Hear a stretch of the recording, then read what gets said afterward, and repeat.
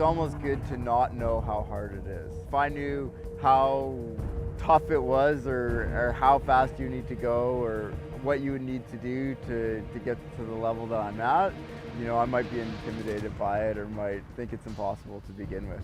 We're all pretty stubborn and type A. We're goal-oriented individuals. We don't want to see failure. Every year, thousands of athletes travel to Penticton, BC to test their stamina on the famous long-distance triathlon track. The course has hosted many elite races, including North America's first Ironman in 1986. This year, triathletes will travel from 50 nations for the chance at a world title. As a kid, I did always wanted to be a professional athlete. There was one point where my parents had to sit me down. I was big into basketball, and they were like, "You're probably not going to make it into the NBA. Focus on your studies." And I don't know, maybe in hindsight, I should have been skipping class and running a bit more. I did my first race in 2012. The night before, I was sure I was going to drown in the water. I used to run just to kind of not get fat, like most kids, you know, who was in universities. I was involved in a car accident when I was 26 years old. Doctor's like, "Oh no, you can't run right now." And he's like, "Well, you can always like swim." I was like, "I don't know how to swim." So he's like, "Well, now it's a good time to learn." My husband worked for Sport Check at the time and tried to convince me on the day of Ironman to go down and watch it. And I'm like, "Ironman? What's Ironman?" Okay, well, I'm not doing anything today, so I might as well. Rode my bike down there and I was like, holy cow, like what is this? Covering 140 miles, including a 2.4-mile swim, a 112-mile bike, and finishing with a full marathon. Just to complete this race is an achievement. It never crossed my mind that I would be a professional athlete. I started running in high school and kind of took that passion for running to university. I ran 3,000 meter steeplechase, which is an event that takes, you know, around 9 minutes. So I'd come back in the summer and people would say, "Hey, are you gonna do Ironman this year?" And I'd be like, "No, like my event is 9 minutes, not 9 hours, and there's no swimming or biking involved." And they'd always kind of look at me and give me the same, like, "Not tough enough." I was a couch potato for 60 years. Watched an Ironman, and I had that stupid thought while I was watching it that I could do that. There's really good energy here for this kind of training. Maybe it's contagious. After years of watching, Simons decided to volunteer at Ironman Canada. I was the guy that rides his bike in front of the third place male. On that day, there was a guy, Simon Lessing, that was considered like the best in the world. He was a great swimmer, great biker, and just a phenomenal runner, one of the best runners in the sport. But the beauty of the Ironman is he just cracked, he blew up. And so me being out there in front of the third place male, I got to see like the roadside view of this meltdown. You know, he was puking in the bushes. Simon ended up getting past by I think 2 or 3 people in the last 2K section up and down Lakeshore. I just came away with this idea, and I think just seeing the race firsthand and seeing how these are just people and you could be one, but more so just this like idea that on any given day at an Ironman, everybody has a chance at the title. I didn't know I wanted to race as a professional at that point. I just knew I wanted to be a part of it and do more of that. You know, just that epic feeling you get when you finish something, you know, that's as tough as a triathlon. Found myself super emotional over just watching all these people of all ages and sizes. Like, it was just absolutely phenomenal. Once I learned what the distances were, I was just like, I want to do this one day. This is awesome. Within a week or two, went and bought a road bike and rode to Oliver and back, which was like 75K, my first time ever on a road bike. I think I just about killed myself, but To guarantee her success at swimming, 1 year in advance, Daisy signed up for a triathlon. It's kind of petrifying. Thank goodness it was a pool swim. And I remember showing up and I was like, "Hey, where's the recreational lane?" And everyone was like, "What are you talking about?" I was like, "The slowest lane." I came second last in the entire race because how I didn't come dead last is there was a girl who had a flat. So it was a very humbling experience. Generally speaking, I have this kind of stubborn streak in me that's like, no, I'm not gonna give up, I'm not gonna give up. Those hills. from there on, go a little further and further, and that's how I started my career, or, you know, my hobby, I guess, as a triathlete. At 62 years old, George completed his first triathlon. I started from zero on the swim and the bike and the run, but I went anyway and survived. And the swim wasn't great, but I got through the bike and the run, and it was sort of fun, and it just kept going. Motivation, though, I don't know where that comes from.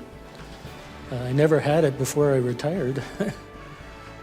What I love about the sport and what really brings people back and keep coming is that it's so tough, and you face adversity and toughness, and that's toughness in the training, and you have to do the training. It's not a sport you can just drop yourself into an Ironman and hope it's going to go well. You have to do the training even just to complete it, and it's such a long day that something's bound to go wrong. And somewhere in those rough patches, you have to, as I say, get ugly, but you have to like find something inside of you, some kind of resolve to like get through that. If you're able to dig down and find something to overcome that, it's super rewarding. It's like you just get this feeling like you can do anything, and it's kind of the drug that keeps us addicted to racing. Having no idea where this sport would take her, Jan Annette chose to test her stamina at Penticton's Ironman Canada. I signed up for Ironman in 2008, having never done a triathlon before. No fancy gear whatsoever, just like super old school, just not what you would typically kind of see. Won my age category right off the bat. And I was like, oh, wow, like, this is awesome. The race qualified myself for the World Championships in Hawaii, and I got hooked ever since then. Kind of finding something that I was good at by mistake or by surprise, however you want to look at it. Incredible determination and extensive dedication is required to even finish a long-distance triathlon. Last year, I sort of thought I might stop doing this because I wasn't having fun. I was just about halfway through the run, and I just thought, never again, I'm not going to do this again. I've had enough. And before I even got back to the finish line, I had already thought, well, maybe if they qualify me, I'll take it. And I did qualify, so I'm back in.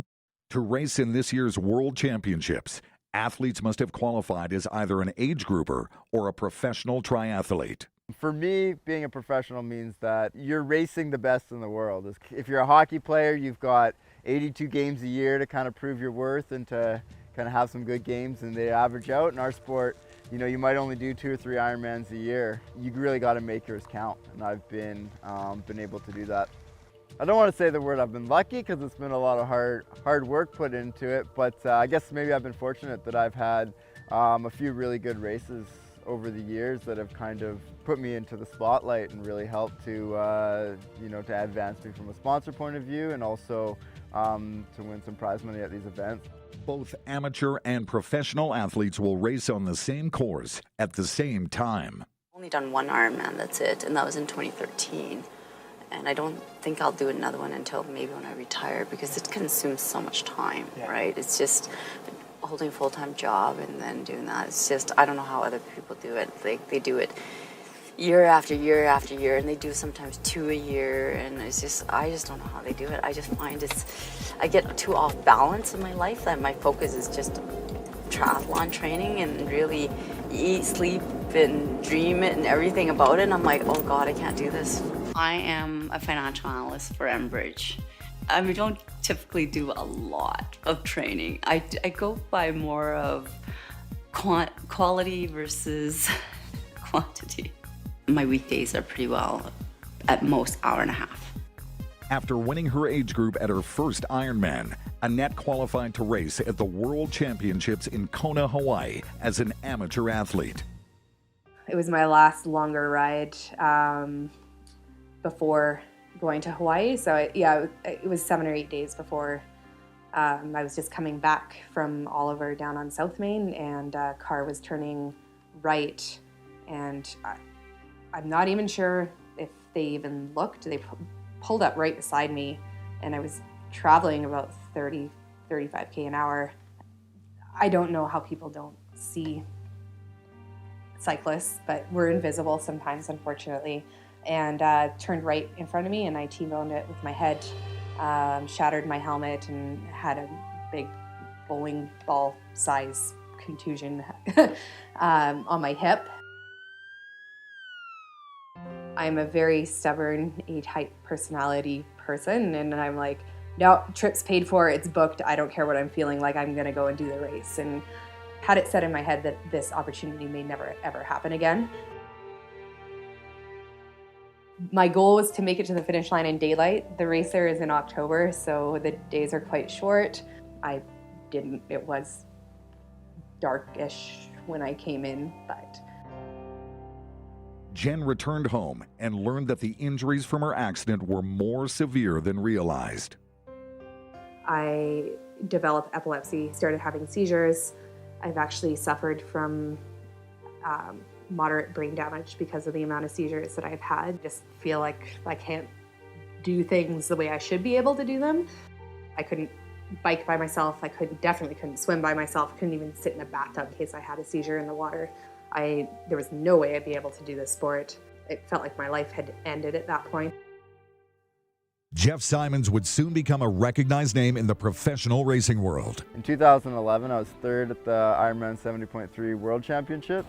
It's kind of really put me on the map, and put me on the map as someone that has, you know, potential to compete for a World Championships. But even more so than the financial point of view from that one, and the sponsorship and the recognition, it was more about the belief in myself. Going into that point, I was kind of at that, like, I believed in myself, but you're almost like questioning that, like, you know, like, I think I can do well, I think I can be, you know, at that level in the world, but am I really just using that as an excuse to put off a real job? And it was kind of like, once I hit that, it was like undeniable that, you know, that I had the ability and the, I guess, the work ethic to make this happen.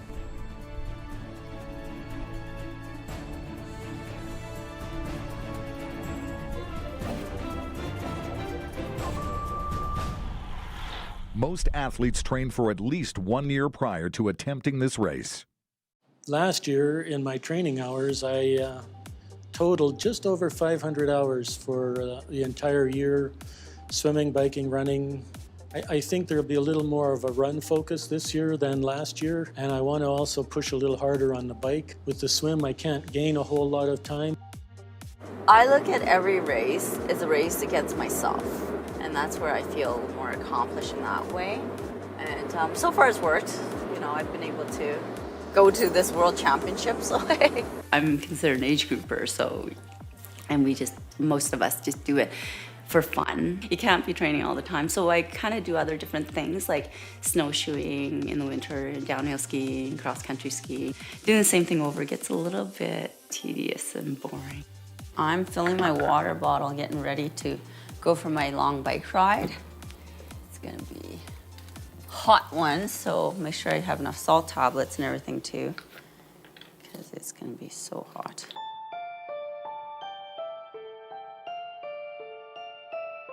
The hardest part is more in the lead up. In our sport, it's all about doing the preparation. It's about doing everything that sets you up to have these amazing days.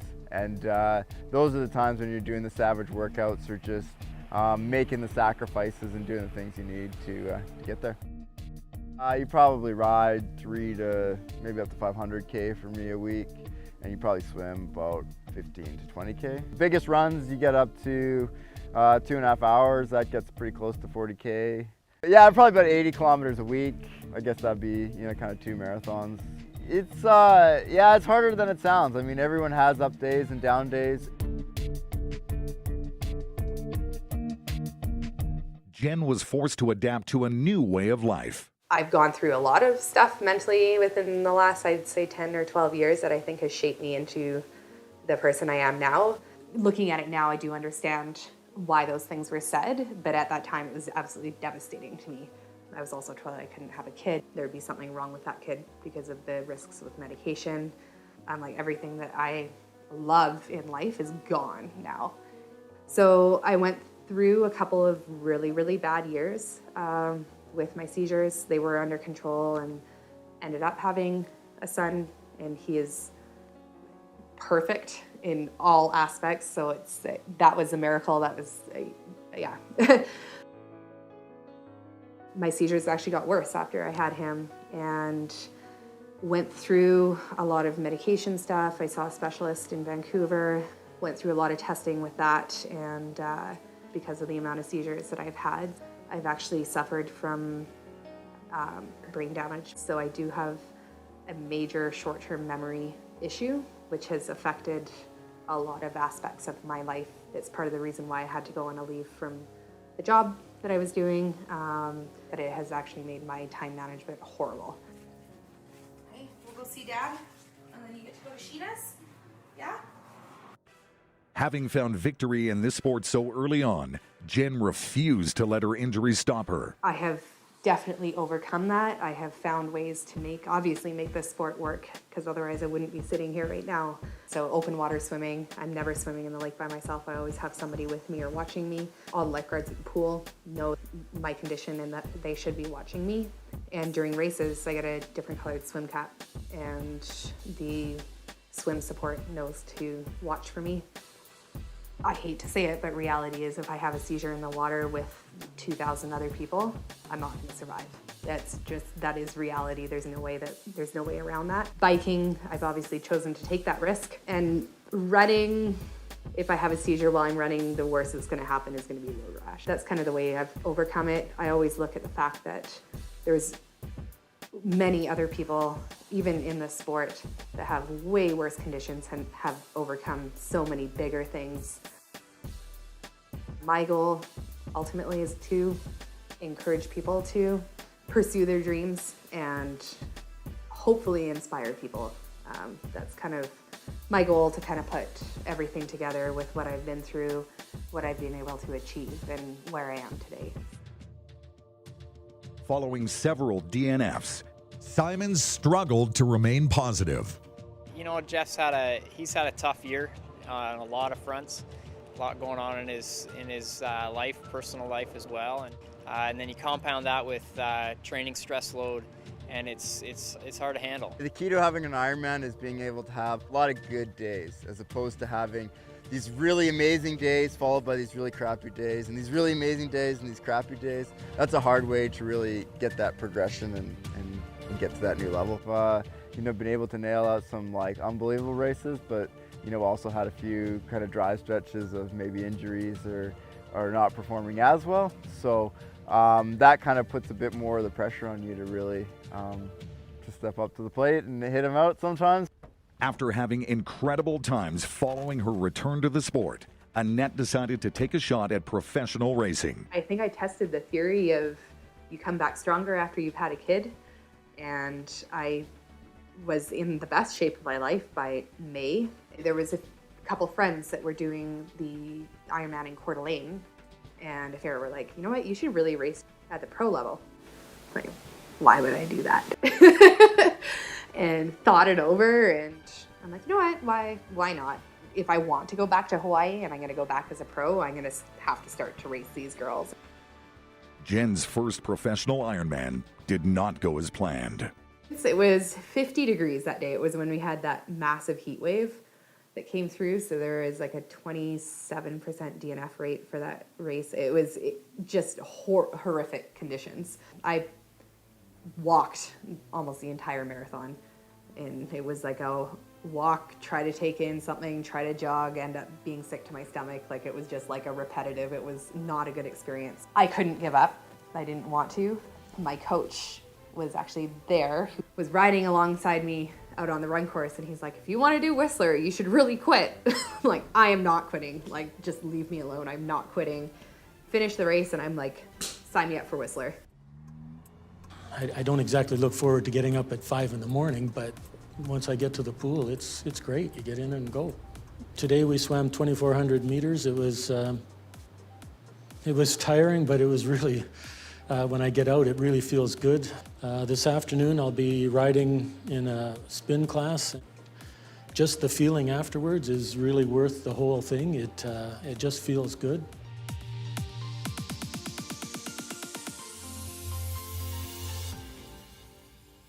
To excel as a professional athlete, Jen will need to dominate in all 3 areas of the race. I'm pretty sure the world knows that my swimming is not the strongest.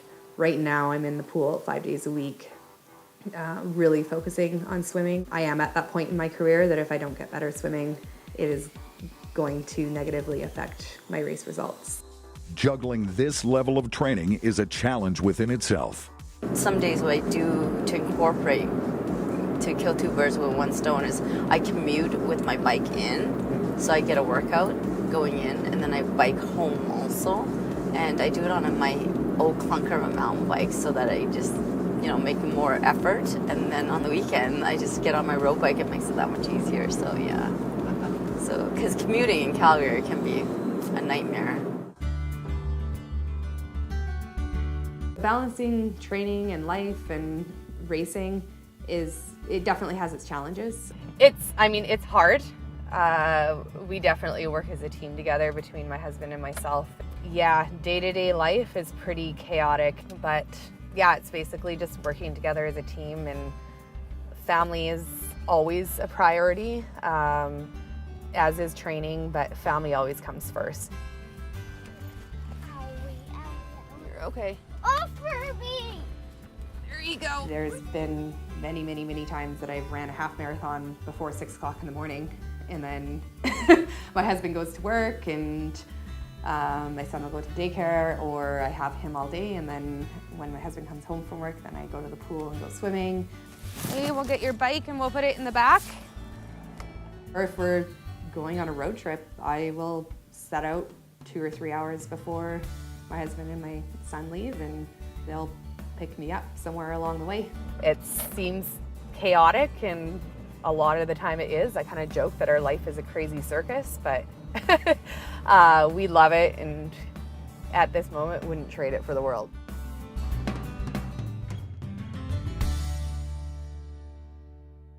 The World Championships course will be monitored for technical infractions such as drafting.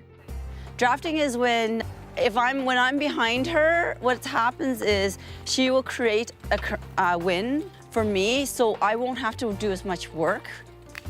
I won't have to pedal as hard to even stay with her. I just might have to do a few pedal strokes. So in the triathlon, some are draft legal, but the one that we're about to do is non-draft legal. So Amy is in front of me, so if she is right there, I cannot be closer than this string. If I was to pass her, I need to pass her. If I stay behind her more than 25 seconds, it's considered drafting, and it'll be a penalty. Right now, I don't feel as ready as I should be, partly because I've been just busy. I just know it's less than a month, and it's making me nervous, because I'm hoping I'll be ready soon. Despite having a rough year, Jeff's favored to win this year's championship in Penticton. Definitely the bigger results you have, it's for yourself and other people. What might have been a great result, say 3 years ago, might just be like, well, whatever now. It definitely raises my bar of expectations, and then also just other people's expectations. It can be pretty overwhelming, and the training load for a pro athlete is very, very high. This race in particular, in hometown, World Championships, he's felt a lot of pressure, and it's been hard for him to handle that and deal with that. Jeff's as human as they come. He's a very emotional guy, wears his heart on his sleeve. That's partly what makes him so great. That's partly what makes him so tough when, in the hard moments, because he can really dig, deeper than a lot of people can. But everybody has their breaking point, and I think it's been really hard for him this year when you accumulate everything. Part of the pressure I feel is just to keep having that progression and better each race, which is kind of unrealistic. There's an old map of like what success looks like, and what you want it to look like looks like this, and what it actually looks like is a bit of a... George's biggest challenge in finishing the race will be making the time cutoffs. With little time to the big day, he meets with his coach to strategize. You've got to average. You need to average in that 23 to 24 kilometres an hour range, right? We talked about, in terms of pacing and cutoffs, you need to be up there. I'm really slow on everything. A moment ago you talked about how important it is for you to run the run. Well, you won't get to do the run if you don't make that bike cutoff. Yep. Time cutoffs are put on each portion of the race. An athlete must finish the swim in 1 hour 40, be off the bike by 2 p.m., and has 12 hours to cross the finish line. Failure to meet these will result in disqualification. Like from a nutrition standpoint, you want to get in as much as possible at each aid station. From a getting to the finish line standpoint, you don't want to stop and be putting drinks in cups, right? You just don't want to stop, you don't want to walk, because it's so hard to get going again, and it's going to be hard to get going again. I find sometimes just the anticipation of waiting is the hardest thing. The pros running multiple races throughout their season must be extremely aware of their training versus recovery ratios. This is a bit of a tough time for me because I just did Ironman Canada in Whistler less than 2 weeks ago, and I've got the ITUs coming up in just over 2 weeks.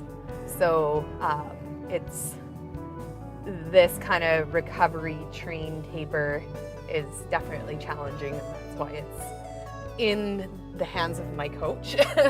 That's why I have a coach, is to kind of guide me through that or this time.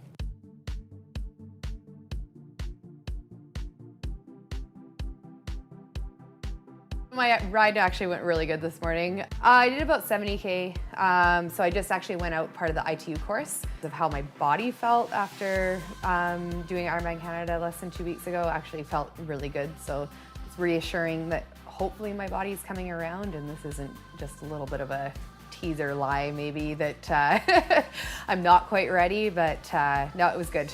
Now I'm going for a run, a 50-minute run, so should be about, I don't know, 11, 12K depending on how the legs are feeling.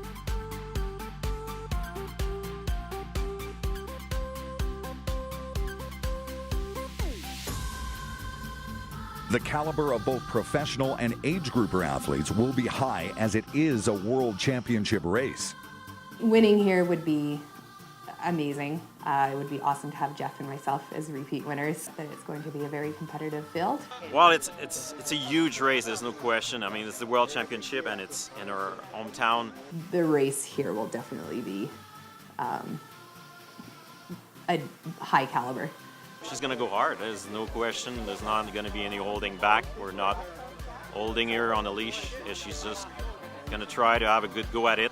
When it comes down to it, it's who's there and how your day goes, and how everybody else's day goes for that matter. Jeff's results have not improved, and he begins to crack under the pressure of the looming championships. Fortunately, yeah, just it's been a terrible, terrible year. So, and then followed by 2 weeks ago, it was pretty good, and then I got a bit of an injury, and it all just kind of. There's been some hard moments for that guy in the last year, for sure. I think we have about 3 days till the race. It's coming up quick, but not soon enough. Just didn't kind of come together like I'd hoped. No regrets really on it. I mean, if you say what's gone wrong, it's not like, I mean, maybe lots of little things along the way, but I mean, you know, we set the goal high and we swung for it, and you know, the goal wasn't just to kind of do the best you can, right? Like we were going for it. We were trying to, you know, you look at where I raced and, you know, I made some bad choices. I, you know, chose to stay in Vancouver when it was pretty crappy weather all winter and kind of was behind the 8 ball, and we didn't back down. We went to, I mean, we flew halfway around the world twice to Cannes and Frankfurt, lining up against the best races and the best people, and you know, unfortunately I didn't have what I needed on those days to make it happen, but we kept kind of plugging away, and no, I mean, I'm kind of a home run hitter, right? And if you're a home run hitter, you swing for the fences, and sometimes you're going to crank it out the park and life is good, and other times you're going to miss horribly. Jeff probably had the perfect storm of some stuff in his personal life, as well as, you know, a couple races that maybe don't go well. I've had a lot of DNF meltdowns this year. I mean, in this, for anyone, they're always weighing up, you know, the decision to push harder, to keep going versus their motivation to do it. And the thing is if your motivation is based on qualifying for Kona or pleasing sponsors or getting a result, that can disappear pretty quickly if you're having a bad day. Things we always look at it as purely a physical thing, but you know, there's other components to not only being an athlete but also being a human being. You got to find a reason and a purpose for your suffering, and when you don't have an answer for that, then what's the point? Then you just pull the pin.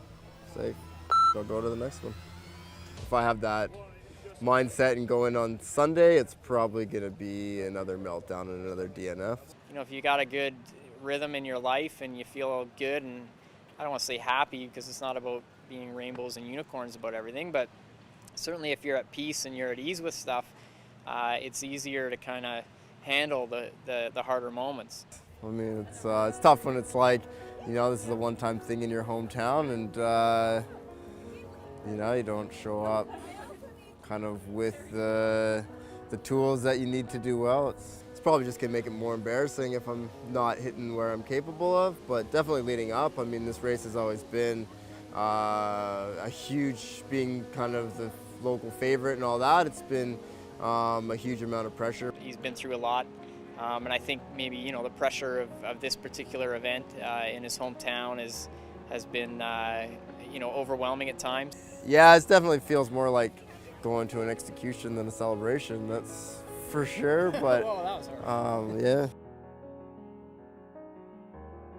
But I mean, that's how it is, right? Like, I'm not gonna come here and BS it and be like, oh yeah, I'm going out there, it's gonna be great, and then afterwards be like, I don't know what happened. It's like, you know, it's like the art, like they say in the art of war, like the battle's won long before you get there, and it's like, conversely, the battle's kind of been lost, so. How he does physically is going to be a direct result of how he starts mentally. If he can arrive at the start with, you know, just focusing on himself and what he has to do and his executables and his sort of desire to just do the very best that he can, I think it'll go well. But he's got to get to the start with that frame of mind. And if he doesn't, I don't know what's going to happen.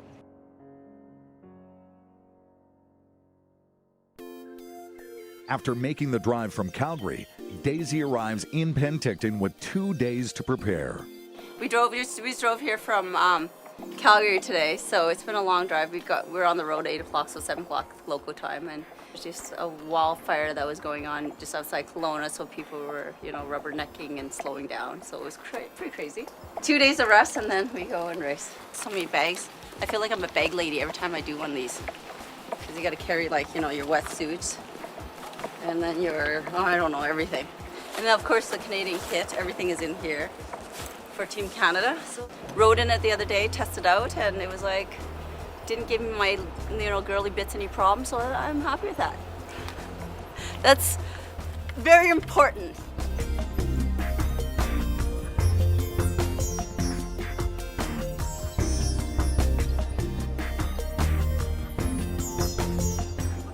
So this is what we eat before race day. These are so healthy. As race day approaches, contending athletes must pick up their race packages and attend a briefing on the rules of the course. It's our numbers, our bib for the bike and run, and swim cap, just anything that we need to get set up and ready to race on Sunday. Along with becoming fit and healthy, George has seen a huge difference in his life. Actually, one of my new training things is coffee. I go for coffee 4 times a week. Socializing more. There's just a really positive vibe about the training and the racing and the whole thing.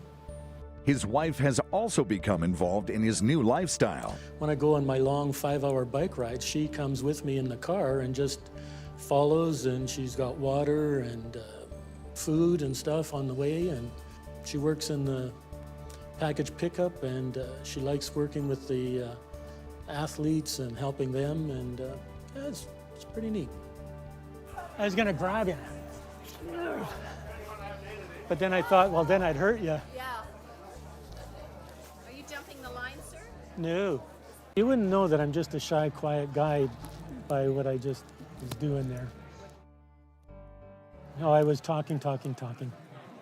Athletes begin to taper their training leading up to the race. The decrease in training is a hard adjustment both mentally and physically. When I get into taper, I feel awful. I will have the worst training days ever. It feels like I'm running a sprint and I'm barely even moving. Like, it's just, you have those days. They do affect me mentally more than they should. So for me, it's a battle of just reminding myself that the more I am training, the more bad days I'm gonna have. The more good days I'll have as well, but it's just reality kind of aspect for me is just not beating myself down for those bad sessions. And has a great year, already 3 or 4 podium finish, a very busy season with a lot of race after this also. So it's a great season, it's a development season, and she's learning a lot, and this weekend will be a good opportunity to learn some more. For recovery is probably my weakest point, just because I'm so busy as a mom that my recovery usually gets put on the back burner. Oh, you're wet. Yes, I'm very sweaty. Why? Thank you, because I just went for a run. Trying really, really, really hard right now to focus on getting proper sleep. She's racing a lot of girls that are very experienced, that have been some of the best in the world, and I think both of us are excited to see how that's going to turn out. With 1 day to go, George heads out on his last swim. George has come a long way with his swimming. He seems very comfortable in the water. He's got a nice long swim stroke, and he looks pretty good. He's spent a lot of time working on efficiency. This is really a personal challenge for George, and his real race is against the clock and within himself. Like, he's got to race to the rules, and there are rules for cut-offs. He's got to be out of the swim within a certain time, and he's well aware of that, and get off the bike within a certain time. So the swim bike cut-off is something he's going to be very concerned with. You know, when you're about to start this swim in this race, you'd want to just think about how far you've come, like you belong there, you've qualified to be there, and you know, just how you've prepared well for this. Like, everything you do with your training has been about this day, and you're as well prepared as you could be.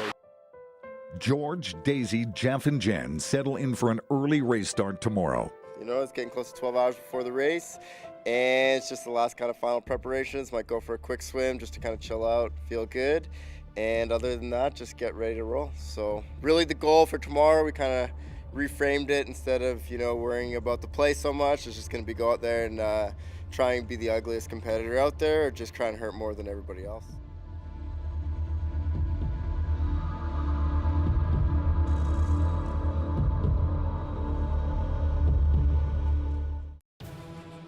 As race day arrives, the athletes head down to the start line for their long-awaited shot at a world title.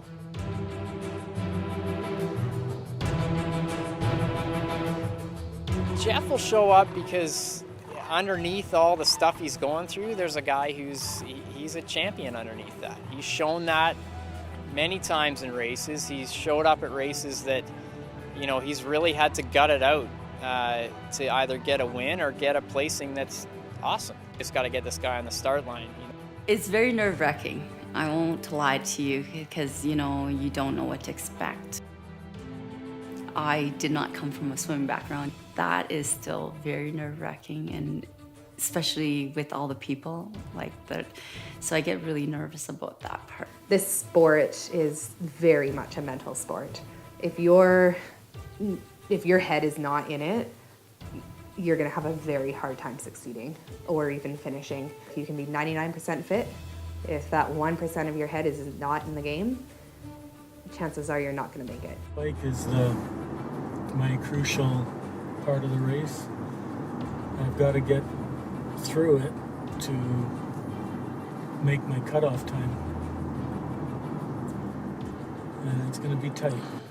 To mentally prepare, I do a lot of visualization.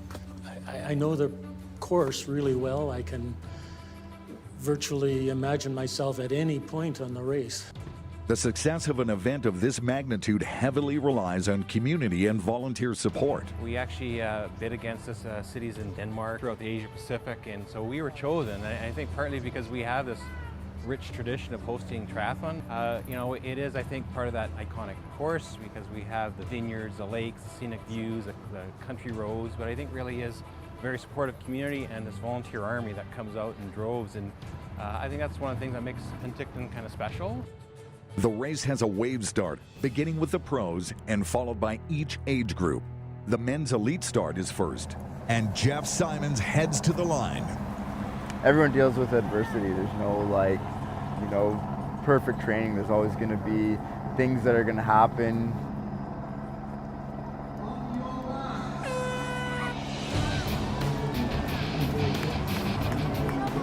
Underneath the turmoil that guy's going through right now is a guy that's really willing to put himself on the line and really willing to hurt to get a good result. He's got the intangible stuff that you look for in athletes, which is an ability to really hurt when it counts. He's tougher than anybody when he's actually racing. Jen's group is next to begin. We all have our doubts and dark moments, and I'm such a perfectionistic person. I expect to put in my best effort and have the best outcome all the time.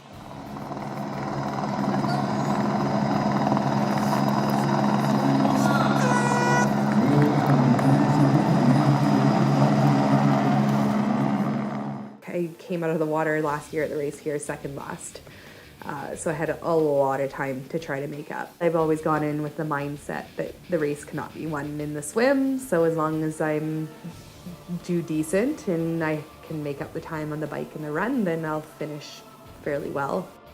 Now at the level that I'm racing, that swim is making a huge difference. With the pros out, George's group is called up. Well, it's like going to the dentist. It's fine when it's done, but the anticipation is hard sometimes. George! My biggest advantage is self-confidence. I've never had the thought that I can't finish. On your marks.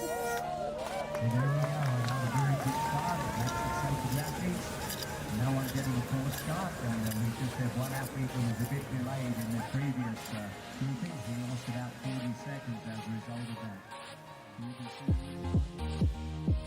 After months of anticipation and training, Daisy is finally ready to enter the water. You kind of feel a little panicky. On your marks. There we go. Ladies now underway. I find it's the first kilometer, but once I get into that rhythm, I'm like, okay, this is it now.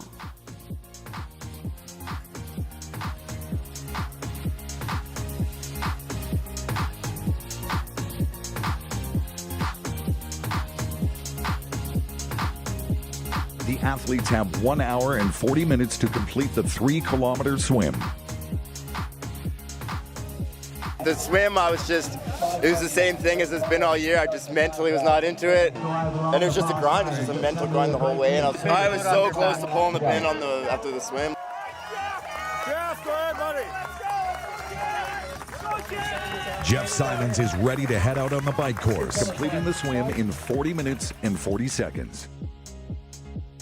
The direction of the swim course is causing some visibility issues with the rising sun. When we first came around that first turn, I couldn't see 4 feet. I asked a guy on a paddleboard, which way do we go? And he pointed with his paddle. I couldn't see the paddle, and that was only like 6 feet away. I did just then see just a glimpse of the buoy and headed that way. With a quick transition, Jeff Simons is ready to head out on the bike course. The weakest part has been the last little bit has been the bike. I've definitely won races on the bike at the iron distance, but that's the one that I'm, that you're putting in the extra work for sure. 45 minutes and 20 seconds into her race, Jen completes the swim, eager to get out onto the bike course. Melanie McQuaid found herself a little back of the field there, but she's a great biker, as is Jen Annette. In fact, there was 6 seconds separating them at the end of the swim performance. Physically, I would say my advantage is my biking. Jen is definitely one of the best riders in the world, but we definitely are moving her towards being a world-class runner, so that's where, for her to have success, it's about running very, very well. and that's going to be the strategy also at this race, to really make sure that we're not only using our strength, but that we're leaving a lot for the run. If I go too hard on the bike, then I know I'm not going to have a good run. I think I'm definitely well known now for being able to track down the majority of the field on the bike. Within the last year and a half, I've been within the top 2 or 3 every race that I've done. Okay, so I got 45-25 for the swim. I know that I can make up a lot of time on the bike, but if I go too hard on the bike, then I know I'm not going to have a good run. With the pros out of the water, the age groupers start to come in. George has come out of the swim in good shape in about an hour 10.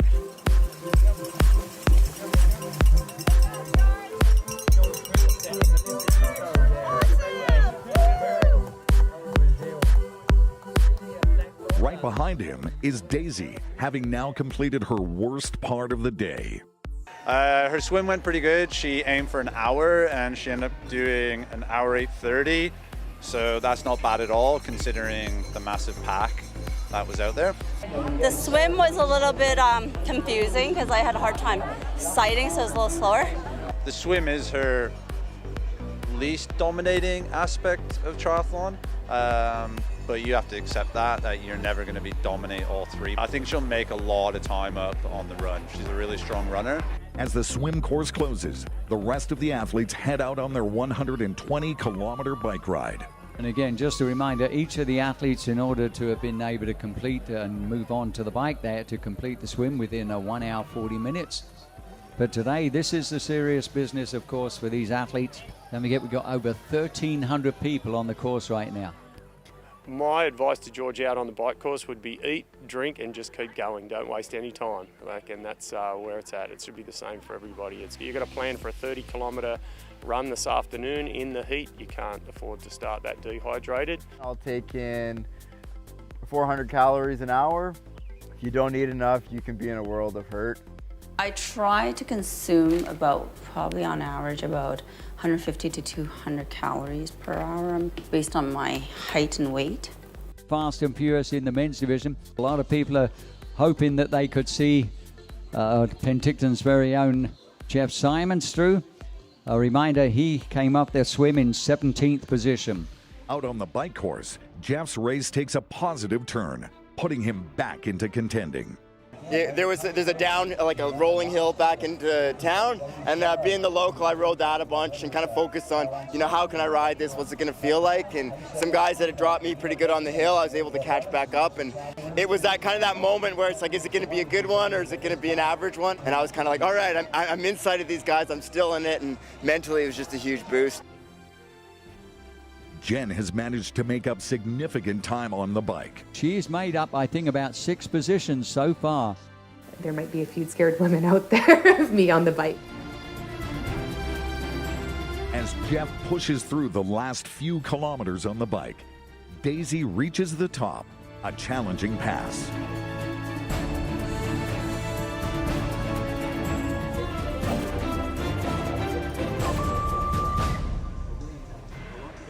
So, ladies and gentlemen, I believe Jeff Simons from Penticton is about to hit the transition area. We got more riders have made that right-hand turn off of Main Street. 5 have just done that. We see an Aussie heading down there as well.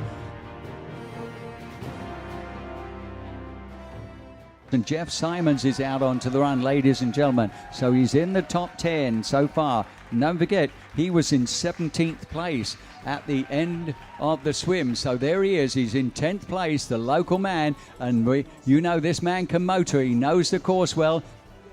There's a ton of pressure on me for this race, and you can't really escape the pressure when people are like, are you still going to win? Are you going to win? And we've got more athletes heading down Main Street, making the right-hand turn here. There's a stream of half a dozen athletes that have just come on through. Jen Annette, if that was number 47, it is indeed. Jen Annette is gone through. There she is, the lady who's made up ground. You can imagine how good it feels for them. A little bit of shade still there right now for these athletes, but later on, that sun will be blistering there. as Jen Annette goes out on the run. 7 minutes, 54 seconds back of our lead, but she is a strong runner as well. Now she's got Sally, Spildena, McBride, Kay, Pedersen, Wertel, Crowley and Fredrickson just ahead of her. I believe, therefore, she's in 9th position. Don't forget the other local, Jeff Simons, was in 10th position going out on the run. And we've just seen the top runner through. This is absolutely stunning to see how things are unfolding here. She can run, believe me. We never know what's going to happen when it comes down to the run portion. Some people might fall apart, whether that's heat, whether it's nutrition, whether it's putting out too much before going through. Age group athletes will be on the course for hours after the pros. It is essential that they stay hydrated in this heat. Still fairly early in the morning, the bike ride. We're a few hours into the race already, but it's only early. Like for someone who's going to take from 10 to 12 hours to complete this race, it's a long day, it's only early. I think he'd be doing quite well with the heat right now, but you do have to stay on top of your hydration, and it's going to get very hot this afternoon. Jeff has finished his first 10-kilometer lap and is making incredible time. My strongest part by far is the run. To be more exact, it's the back half of the run. So like the second half of the marathon, or the, you know, for the IT Worlds, like the last 15K, or where it's all kind of goes down, where I can keep that pace, whereas other people, and as I like to say, get it ugly or real ugly, and where other people start to fall off, and that's where you can make up big time. After a quick bike time of 3 hours and 12 minutes, Jen completes her first lap of the run, looking strong. The run always hurts. I'm not a big fan of loop runs in general. I think it just plays with my head. You should be done and you still have one more to go.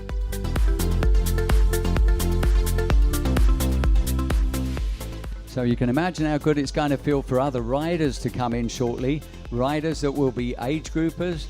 They'll shortly be off the bike as well. Heading into the last 10 kilometers, Jeff's strength shows as he pushes for the line. You just got to put everything you got, and you can't ease off the gas. You just got to go and, hope that like mentally you can pull away. And it's like, I just know one thing about these races, you just bury it to the line and you worry about that later. Bike, but there's Jeff Simons. He's looking good. He's got 10K to go from this point on.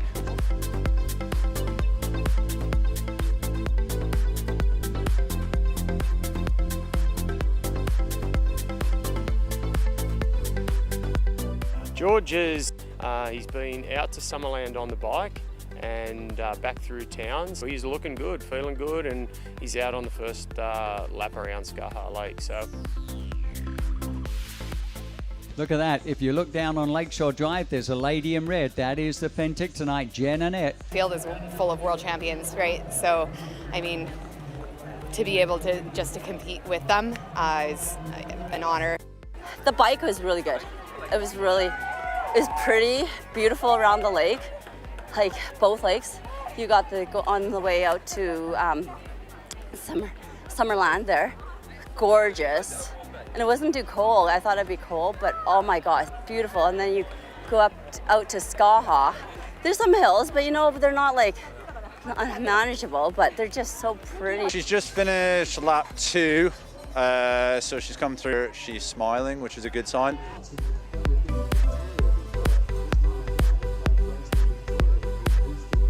And Jeff Simons, it looks like he's got Francisco Serrano right behind him. And Serrano did a 3:01:34 bike split. So there's 16 minutes, 40 seconds behind our leader. But Jeff looking good. It's been 11 months since I had a even okay race. I had to kind of hit the bottom and kind of take a step back to start working my way back up the climb. Starting her final lap, Jen finds an extra boost from her fans. We've had 8 women through, and look who's right beside the next male that's about to come on in here. It's Jen Annette from Penticton, currently, I believe, in 9th position. The run itself is fun because there's so many spectators. In that respect, I like being local. It's fun. It's awesome to have the spectators out there. And Jeff, if he can have a fine final QK here, he's within 7 minutes of the next 3 gentlemen ahead of him. So it'd be great to see if he can get a top 10 there today. After a hard 11 months, Jeff Simons sprints towards the finish line, making his hometown proud. I believe Jeff Simons is going to be top 10 in the world. He's at third at the world at 70.3. The Pentictonite with a fabulous run to the line. He overtook 3 people during the 30K. Jeff Simons, he takes an 8th place. He's in the money. He's in the frame. 5:37 even. The time for the great Pentictonite. Well done, Jeff. Absolutely amazing. Very proud of what that man has achieved here. Don't forget, when it came to the swim, he was in 17th position. So between the bike and the run, he ended up taking 9 positions between the bike and the run. When you're in an elite field like this, he's got his friends, he's got his family, he's got his sponsors here at the line. Incredible to see we've got a local man amongst the top 8 overall. Jeff Simons is back.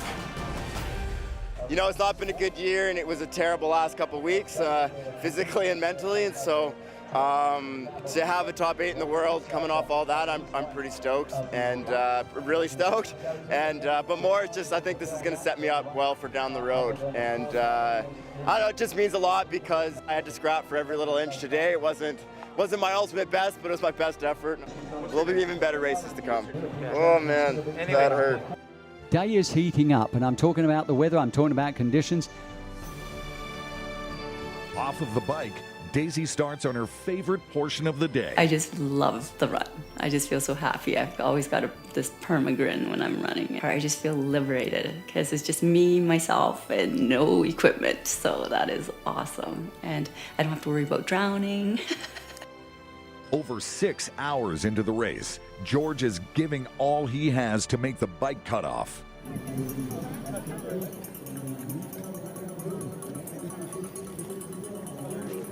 We'll be seeing the next athlete to the line in the women's elite division. She's moved over to her right. She goes past Michael Brown, gets a high 5, and this is good, I believe, for 8th position overall. Coming to the line, and this is the local, so don't forget we had a top 10 in the men's, and we've now got an 8th position for a lady who's won the Peach Classic multiple times, won the Oliver Harp. She's been at the top 2 and 3 at Ironman Canada. She's won challenge. That is Jen Annette from Penticton. The determined and inspiring Jen Annette completes another great race, taking 8th place.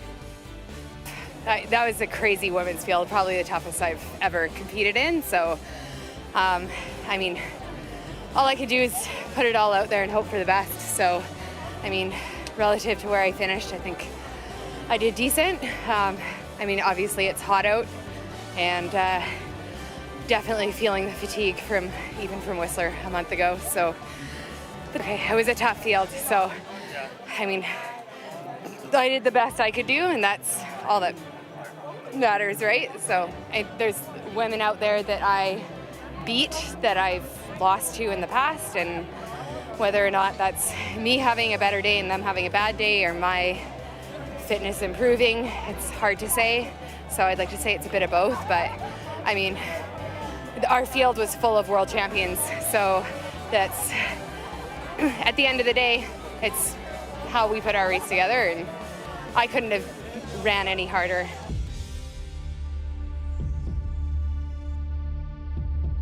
Although the majority of the pros have completed the course, the age groupers still have hours ahead of them. It's more of a mental game when you start to do these long distance. So you have to like be mentally strong and just kind of be patient and break down in piecemeals. Because when you think of the overall distance, you're like thinking to yourself, man, that's a lot of distance, right? But so I start to break it down by increments of 10Ks. And that's the only way I could do it, like, or else it would just become overwhelming. George makes it off the bike with just enough time to get out onto the run.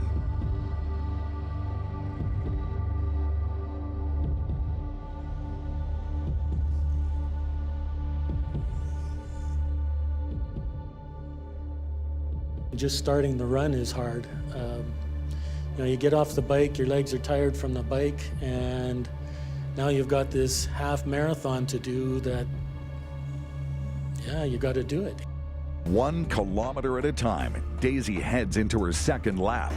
I think she'll be happy with whatever she does. Like, it's just, I think it's accomplishment just completing a course like this. Daisy's perspective, and I think a lot of athletes are similar, it's just an accomplishment to finish this race. You know, it's been a long season, so and a lot of training for a lot of people, and especially like Daisy, to having a full-time job and trying to accommodate your personal schedule to get all this training in is dedication, to say the least. So yeah, she'll be happy to finish it whatever time she gets. I do like the run, no matter what. It's still a beautiful run, like, you know, you still, but it's just hot, that's all. And I think I'm not the only one that's being impacted. I think the times, I don't even know what the times are, but I'm sure a lot of people didn't do a PB on this. Motivation is a huge factor in completing one of these races. Last year when I ran into the transition room going from the bike to the run, there was an older fellow there. He was just finished and he just couldn't go on. And he asked me, what am I gonna do? And I said to him, I can walk a long ways in 4 hours. And he got up and he headed out just behind me and we both finished. George has 4 hours to complete the 30-kilometer run and cross the finish line. Just seeing people who, you know, aren't really like fit, but just have the determination to keep going and stuff like that. And that's what I really get inspired by. I'll never forget, I was doing one of my first, I think, half Ironmans out in Sylvan Lake. And this gentleman, he was over 60, probably double my age, or even more. And I was like, oh my goodness, this guy's still like racing and really enjoying it and leading a very fit lifestyle. And I was like, oh my God, if I continue doing this, I could probably still do this. So whenever I'm kind of suffering through any of my races, I think back to people who are doing those kind of things. I'm like, well, you know what? My race isn't that hard after all. I'm happy, like, just to finish on a day like today when you have tough, like the heat like that. All you want to do is just finish, because you're just like, I'm looking at my watch and I'm like, you know, forget it. I just want to get to the next kilometer, the next aid station. Got someone else doing another lap out there, but it's 5:4.81 who's out there on the course. That's George Radika. 10 kilometers into the run, George starts to struggle with the heat and the exhaustion. The current temperature is 31 degrees and climbing. You know, ultimately the clock's ticking, he's racing the clock, and he's just got to keep pushing on. When he decides to run, he can run, and that's when he's making good time. He's just got to keep staying positive and forcing himself to keep running, getting it done. As soon as the run started, I was like, oh, I got to get going. But it was tough. I have to admit, it was one of the hardest runs I've ever done. As we see Daisy C in the women's 40-44. With an incredible race, Daisy C has crossed the finish line.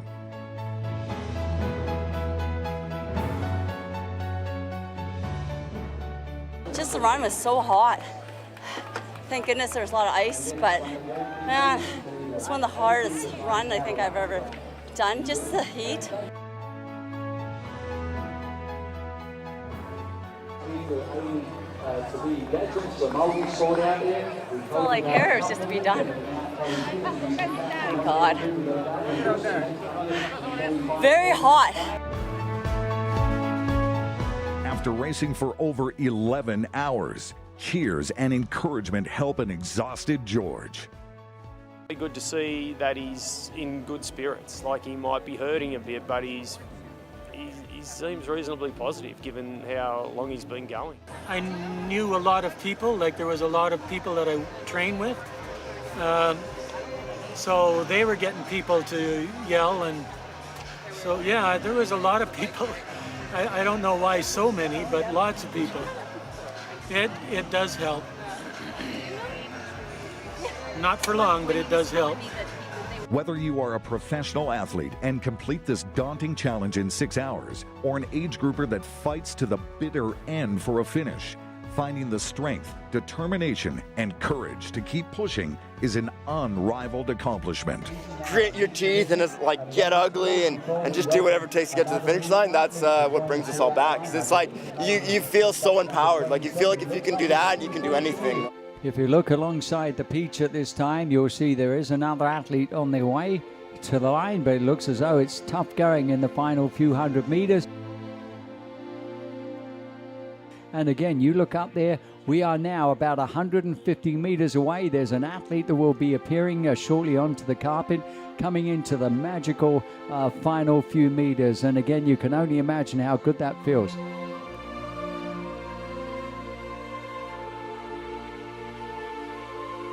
Here we go, ladies and gentlemen. I know this gentleman, and get ready to welcome him and call him on through to the finish. So again, our congrats to take on the event here in terms of the time, in terms of the performance as well.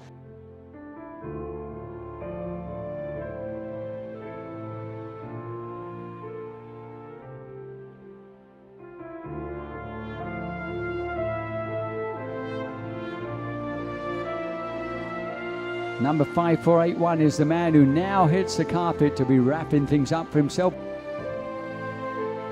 He is one of the great athletes in the men's 65 to 69 division. And now George Radica out of Canada makes his way through to the finish line. Congratulations, George.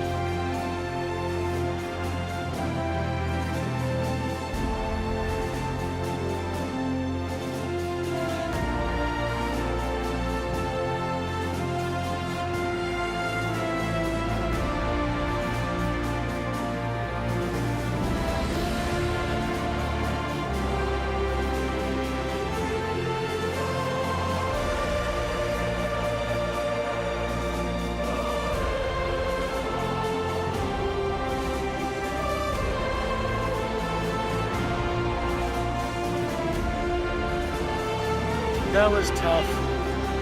Better than last year, but it was hard. Yeah, I don't feel much like a hero. I'm very proud of him. He's done awesome. There was points where I was struggling, just wishing it wasn't so much further to go. But no, I always finish well back in the pack. And that's okay, but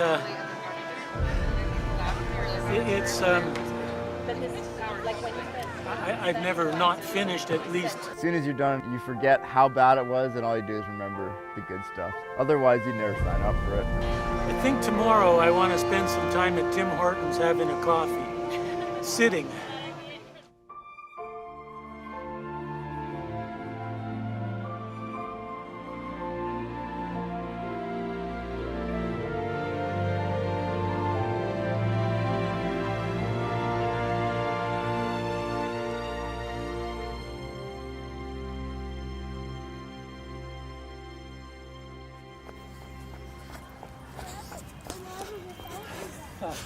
How we doing? I didn't see you.